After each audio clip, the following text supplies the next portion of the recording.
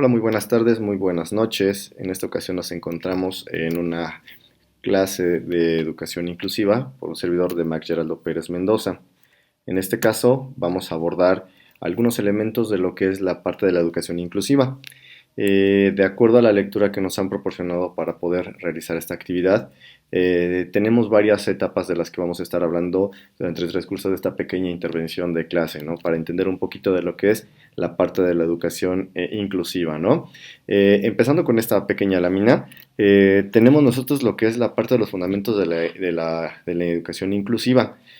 Son varios puntos, sin embargo, a mí se me hicieron bastante interesantes tres que son de alguna forma los más esenciales de los cuales nosotros tenemos que retomar.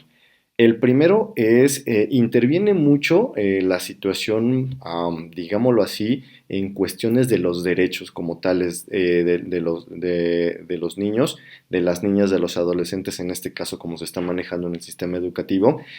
Primero de entrada, la parte de los derechos humanos universal como tal, ¿no? Es decir, que todos somos iguales, parejos y que todos tenemos los mismos derechos, ¿no? Sin importar cuáles dificultades podamos tener algunos de nosotros, ¿no? Ese es como que uno de los puntos primordiales. La parte, yo lo tomé en la situación de la convivencia de los derechos de la infancia. Ahora sí ya vamos un poquito especificando de lo general a lo específico. Tenemos la parte de los derechos de la infancia y posteriormente aquí nosotros tenemos lo que es de acuerdo a las conclusiones de la Conferencia Mundial sobre la Educación, toma un punto muy esencial, lo que es la parte primero de diversidad. Después se toma en cuenta la parte de la diversidad, tenemos nosotros el punto que es equidad, ¿no? Entonces, aquí yo estoy un poquito, no peleado, pero sí a lo mejor la situación de diferenciar bien lo que es la parte de la igualdad y lo que es la parte de la equidad.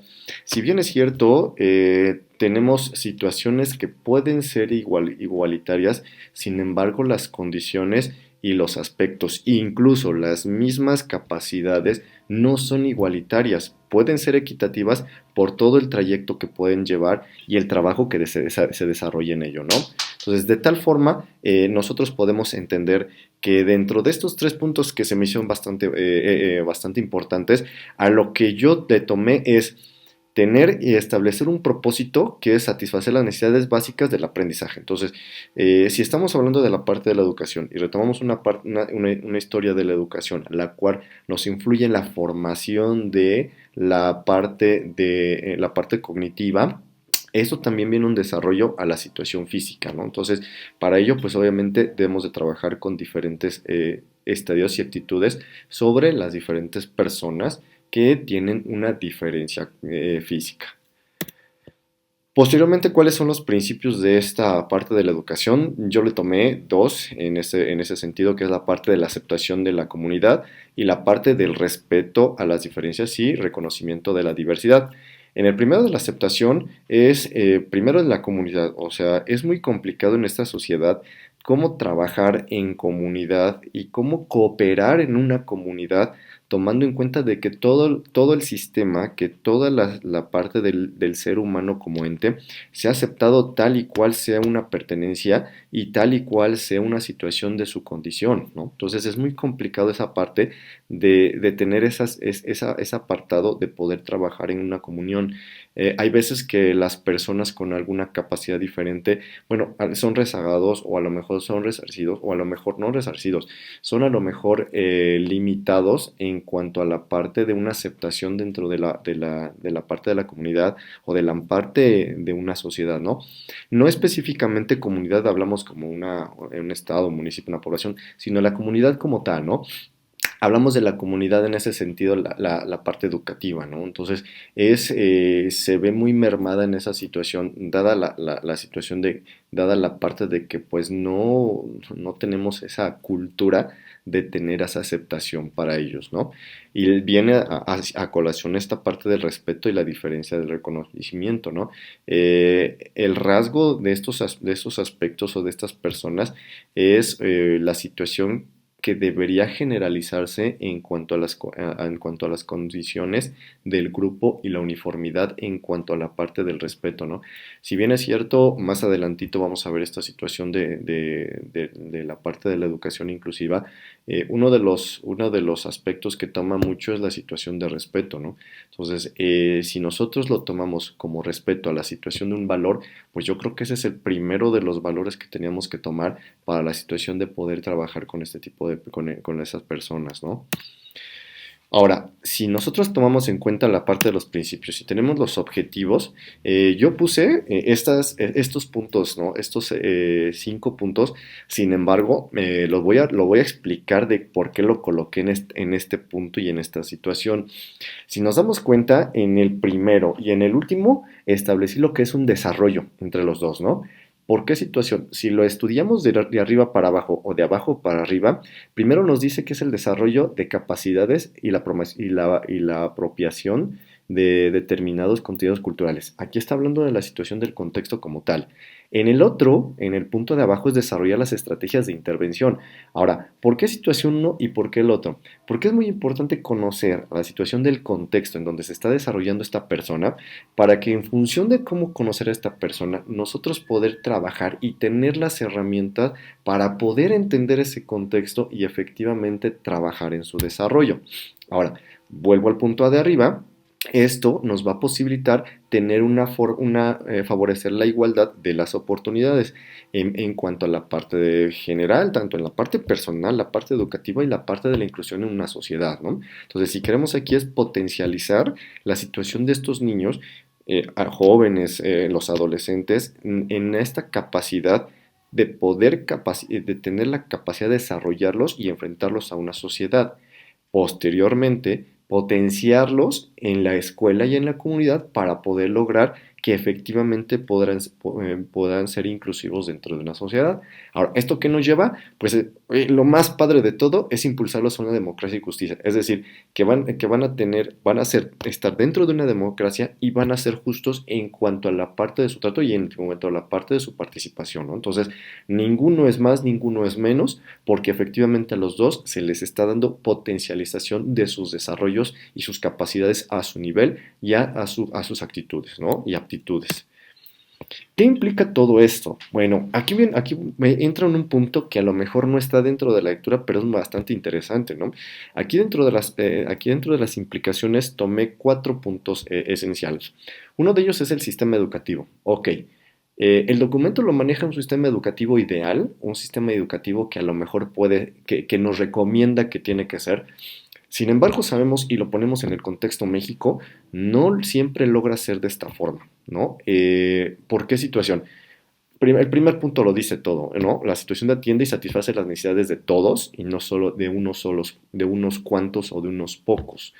Eh, pero aquí en México es todo lo contrario, ¿no? Y si nosotros nos vamos a cualquier contexto de nuestra zona en México, sabemos que favorece mucho el aspecto especial a una situación de lo que podemos incluir a este tipo de personas, ¿no? Entonces, desde ahí, desde ese punto, yo creo que nuestro sistema educativo mexicano, pues, carece de muchas situaciones, ¿no?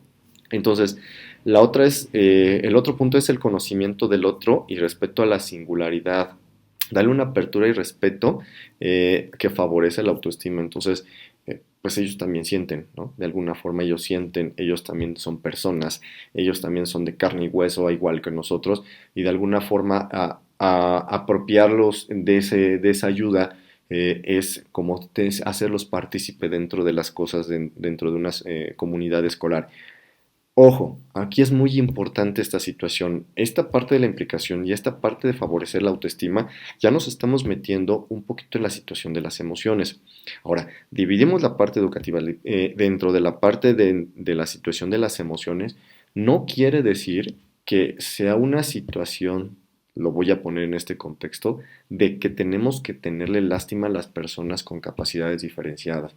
Siento yo que al contrario, tenemos que aprender, tenemos que conocer, tenemos que desarrollar, tenemos que potencializar y en función de todos estos conceptos, yo creo que es bastante importante favorecerlo en el sentido de lo que nos puede ayudar. ¿Por qué razón? Porque nosotros tenemos la mayoría de nuestras capacidades desarrolladas. Sin embargo, al menos desde mi punto de vista y en lo personal, a mí, yo nunca he trabajado, bueno, no he trabajado en una forma particular en la situación de un alumno, una alumna con una capacidad visual, auditiva como tal. Sin embargo, conozco y he trabajado algunos aspectos, pero sí en pocas ocasiones, de hacerlo partícipe de esa situación, ¿no? Entonces, es un poquito complejo, pero sin embargo, la situación de serlo partícipe hace que se integre dentro de la misma dinámica académica, ¿no? Ahora, esto nos incluye a la situación de las medidas socioeducativas encaminadas a la inserción activa y en su pleno derecho como persona del entorno, ¿no? Entonces, eh, teniéndolo desde la parte del punto de vista educativo, cognitivo, emocional, lo vas a potencializar en muchos desarrollos, ¿no? Bueno, entre esto implica también la infraestructura. Aquí no lo marca como tal, pero la infraestructura sí es muy importante. ¿Por qué situación? Porque si ese valor que tú le das a esa persona, teniendo la infraestructura correcta para esa persona, pues también lo pones en una parte emocional que lo va a satisfacer en ciertas necesidades, ¿no? A ello, otro punto, que si lo vemos desde esta situación en la gráfica, es el primero y el último tienen muchísima relación, ¿no? ¿Por qué sentido? Porque pues desafortunadamente lo ideal es tener un equipo profesional que sea un especialista, ¿no? Y que tengamos docentes capacitados para poder tener ese desarrollo, ¿no? Lamentablemente, y lo vuelvo a poner desde el punto de vista personal como docente, ¿no? Hay profesores que tienen su formación desde el punto de vista de su materia. Sin embargo, nunca en nuestra formación pedagógica, cuando nosotros la obtuvimos, nos llegó a dar una clase o tuvimos una materia en la cual nos diera una orientación a la situación a la situación de orientarnos a que efectivamente íbamos a tener alumnos con capacidades diferenciadas, ¿no? Aquí la única salvación era, bueno, para ese tipo de personas iba a haber un equipo del CAP, ¿no? De Centro de Atención Múltiples, ¿no? Entonces, ese tipo de personal era como que el que nos llegaba a nuestra ayuda, ¿no? Sin embargo, pues nunca en muchas ocasiones, yo trabajo en escuela particular y en escuela de gobierno, probablemente no vamos a tener ese respaldo, ¿no? Y menos en las de gobierno vamos a tener ese respaldo de decir, bueno, aunque tengas un alumno de capacidades diferenciadas, pues voy a llegar a tu ayuda, ¿no? Sino aquí pues te va a tocar a ti, tú vas a tener que tener las herramientas y la parte pedagógica para poder desarrollarlas.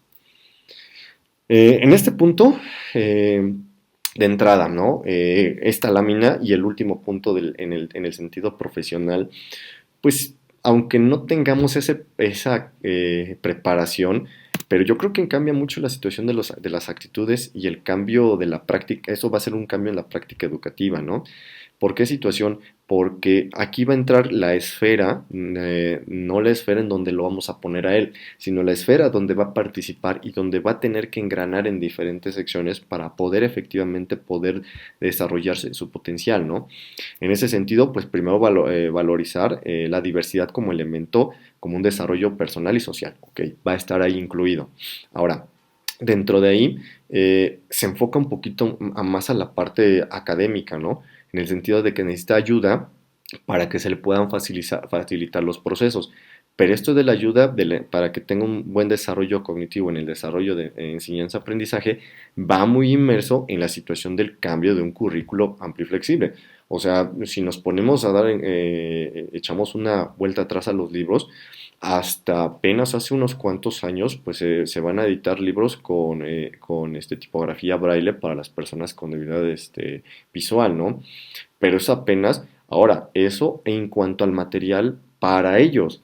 En cuanto a material para nosotros como docentes, pues caigo en el último punto, ¿no? De la formación docente y otros profesionales, porque bueno, porque realmente les llega el material a ellos, pero no tenemos esa formación nosotros para poder tener ese vínculo y estrecharlo en esa parte, ¿no? Entonces, y apoyar incluso a esta esfera en la situación a los padres, ¿no? Como dice ahí la parte de la participación de los padres y de la comunidad como tal, ¿no? Entonces, si para los padres es complejo el tratar de enrolarle esta situación de trabajo, desarrollo, incrustarlo en una sociedad a este tipo de personas, pues también igual la parte del docente, ¿no? Yo creo que allí no tenemos esa preparación de decir que vamos a tener un hijo con una capacidad diferente y como padre, ¿cómo vamos a reaccionar? Como maestro, ¿cómo vamos a reaccionar?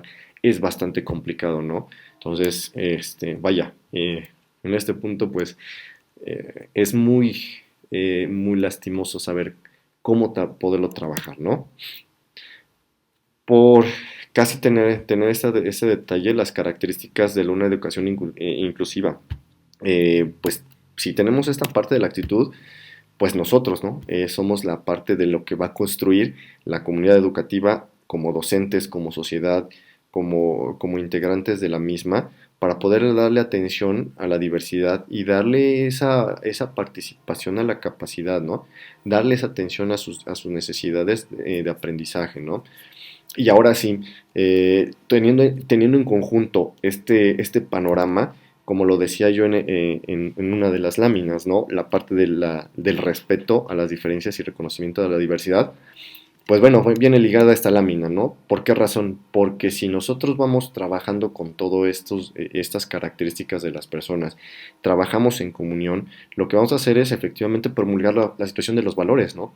Hay personas que efectivamente dicen, yo doy mi clase y mi clase es esta y mi estructura es esta y es para todos y yo no puedo personalizar, yo no puedo individualizar, yo no puedo tener para este tipo de personas.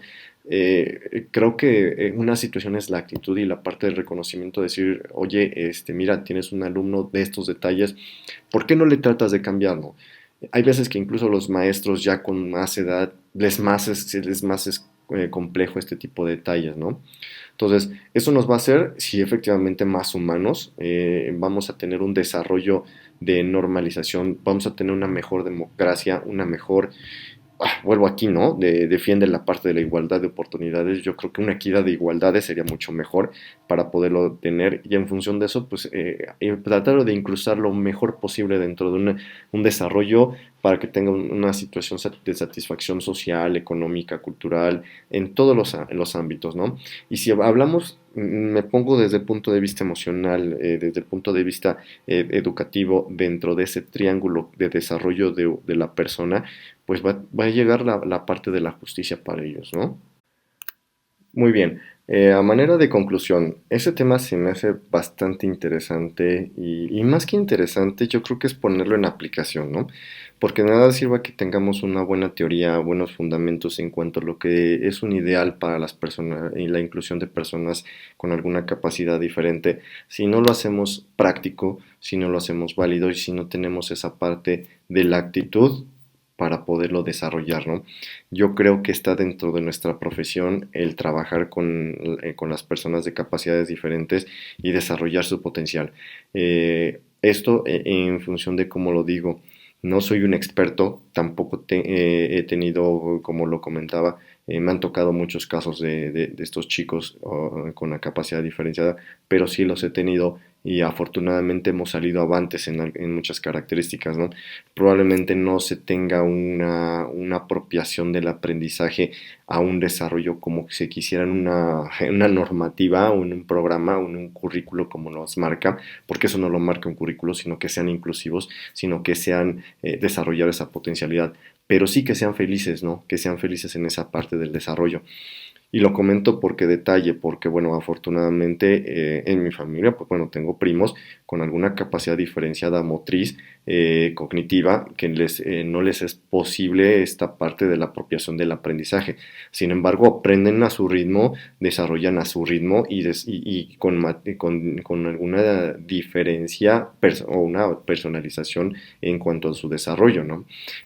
Son primos de 18 o 22 años que están ya en un proceso de desarrollo al trabajo, ¿no? Entonces, a lo mejor una formación educativa no la tuvieron de una manera regular, como a lo mejor otros niños, otros chicos, pero sin embargo se les ha dotado de estas herramientas, también con la ayuda de los papás, con la ayuda de la familia, de tal forma que ellos se sientan incluidos, se sientan en la pertenencia dentro de una sociedad, ¿no? Y eso es lo que tendremos que hacer dentro de todo con esta parte de la educación inclusiva, ¿no?